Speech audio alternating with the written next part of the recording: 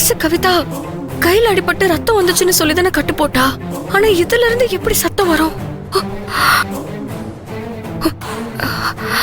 நம்ம ஹாஸ்பிடலுக்கு போயிட்டு வந்ததுக்கு அப்புறம் தான் நமக்கு கிடைக்க வேண்டிய எல்லா ஆதாரமும் நமக்கு கிடைக்காம அந்த கணேசன் கைக்கு போகுது. யார் மூலமா நமக்கு ஆதாரம் இருக்குன்னு தகவல் கிடைச்சதோ, ஆனா அந்த இடத்துக்கு நாம போய் எடுக்கிறதுக்குள்ள கணேசனோட ஆளுங்க வந்து எடுத்துட்டு போயிடுறானுங்க. இது எல்லாமே ஹாஸ்பிடலுக்கு போயிட்டு வந்ததுக்கு அப்புறம் தான் நடக்குது. ஒருவேளை ஹாஸ்பிடல்ல வச்சு நமக்கே தெரியாம நம்ம உடம்புக்குள்ள சிப்பு மாதிரி ஏதாவது பிக்ஸ் பண்ணிருப்பாங்களோ? அந்த நர்ஸ் கவிதா நமக்கு ஹெல்ப் பண்றேன்னு சொல்லி கணேசனுக்கு விசுவாசமா நடந்துகிட்டு இருந்தா. ஐயோ, ஹாஸ்பிடலுக்கு நான் வரேன்னு சொன்னதும் கவிதா கிட்ட மட்டும்தான். ஆனா அங்க வச்சு என்ன கொலை பண்றதுக்கு நிறைய முயற்சி நடந்துச்சு. அப்போ கவிதா ஏற்கனவே நான் ஹாஸ்பிடலுக்கு வர விஷயத்த கணேசன் கிட்ட சொல்லி எனக்கு கொலை பண்றதுக்கு முயற்சி பண்ணிருக்காங்க. ஆனா ஏன் அங்கேயே நம்மள கொலை பண்ணாம விட்டுட்டாங்க? ஷோ, நினைக்கும் போது தலையே சுத்துது. ஷோ கடவுளே.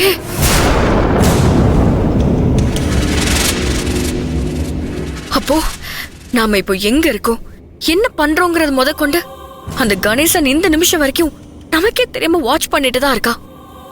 இப்ப நம்ம என்ன பண்றது? ஒருவேளை இப்ப அந்த சிப்ப பத்தி சொன்ன தகவலையும் அந்த கணேசன் கண்டுபிடிச்சிருப்பானா? ஐயோ,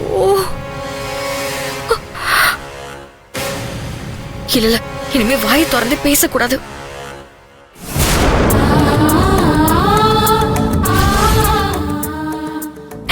அம்மா தாயே, உன்னை வேண்டி வந்தது வீண் போகல. நான் வேண்டி கேட்டுக்கிட்டது உன் காதுல விழுந்துருச்சு. நம்ம கொன்னுனா அந்த தெய்வம் உதவுங்கிறது உண்மைதான். இனிமே எல்லாம் நல்லதாவே நடக்கும். நம்ம கையில இருக்கிற இந்த சிப்பை எடுத்தே ஆகணும். கண்டிப்பா எடுக்கணும். அப்பா, திருமாமா எல்லாரும் லாயர் மேடம் கூட தான் இருக்காங்க. முதல்ல இந்த விஷயத்த அவங்க கிட்ட சொல்லி சிப்பை ரிமூவ் பண்றது எப்படின்னு பாக்கணும். அம்மா தாயே, உன்னை நம்பி போறேன்.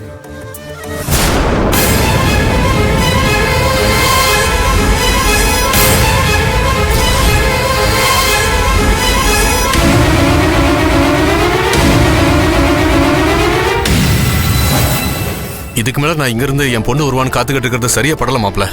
நான் உடனே போய் அவ எங்க இருக்கான்னு பார்த்து கூட்டிட்டு வரேன். சரிங்க மாமா. மாப்ள, நீங்க இங்கே இருங்க.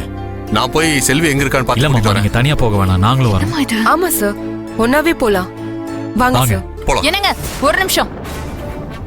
என்ன சொல்லு? என்னங்க, செல்வி என்ன சின்ன குழந்தையா? போனவளுக்கு திரும்பி வர தெரியாதா என்ன? அவளை போய் இத்தனை பேர் தேடி போயிட்டு இருக்கீங்க. ஆமா மாப்ள, எங்க போறேன்னு சொல்லாமலே போயிருக்கிறா. இப்ப நீங்க எங்கன்னு போய் கண்டுபிடிப்பீங்க? மாப்ள, நீங்க இங்க இருங்க, நான் போய் தேடி பார்க்கறேன். மாமா இருங்க. இங்க பாருங்க, உங்க ரெண்டு பேருக்கு ஒவ்வொரு தடவையும் சொல்லிட்டே இருக்க முடியாது. உங்களுக்கு என் கூட வர விருப்பம்னா வாங்க, இல்லைன்னா ஆட்டோக்கு பணம் தரேன். இப்படியே ஆட்டோ பிடிச்சு வீட்டுக்கு போயிருங்க. என்னங்க, இப்ப நாங்க என்ன பேசிட்டோம், நீங்க எங்க மேல கோவப்படுறீங்க? போனவளுக்கு வர தெரியாதான்னு தானே கேட்டேன். சரிங்க, தப்புனா விடுங்க, நாங்களும் உங்க கூட வரோம். வாங்க போலாம். சரி வாங்க.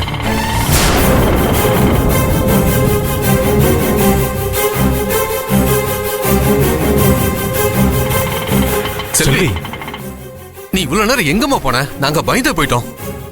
என்ன செல்வி, சொல்லாம கொள்ளாம எங்க போயிட்ட? செல்வி, போன் பண்ணாலும் ரீச் ஆகல. என்ன ஆச்சு உங்களுக்கு? போனவ ஆத்துலயோ குளத்திலயோ விழுந்து செத்துருப்பான்னு பார்த்தா இப்படி முழுசா வந்து நிக்கிறா. அப்பா, அது வந்து